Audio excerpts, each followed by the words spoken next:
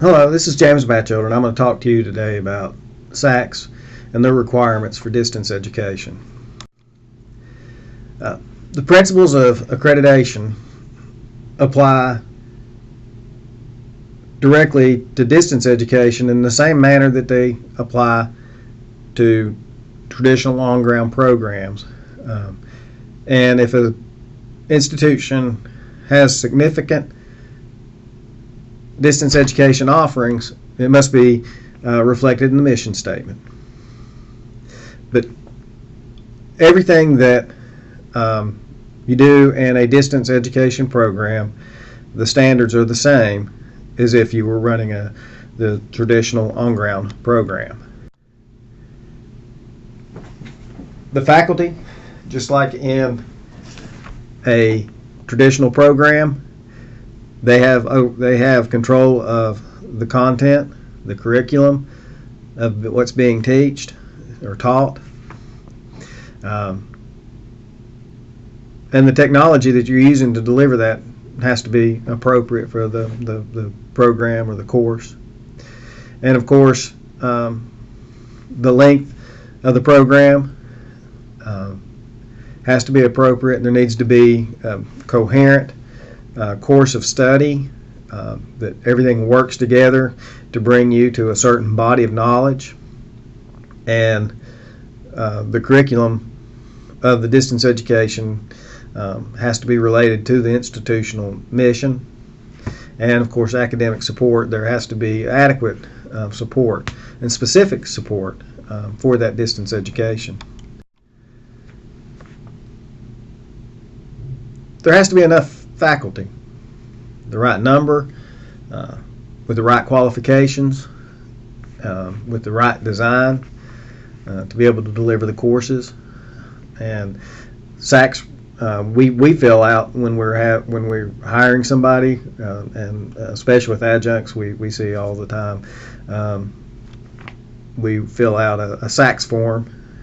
And on that form, we either say that they're academically prepared, that they've got the appropriate credentials to teach, or we say that they're professionally prepared, and which means that they may not have the doctoral degree, but they have adequate experience in the field and a graduate degree, a master's degree, that allows them to teach within the program. And then we supply appropriate training. It is required that the faculty have appropriate training to be in that do the method of teaching online. Also required, just like it is in a traditional brick and mortar, you have to have adequate library and learning resources available to the students.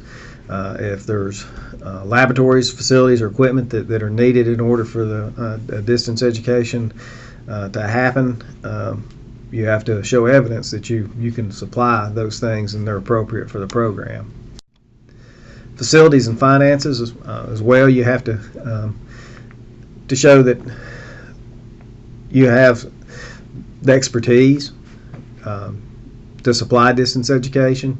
You have to have the faculty, staff, services in order to do that. You have to have the technical expertise to do that, and that all these things are appropriate for delivering distance education or correspondence education.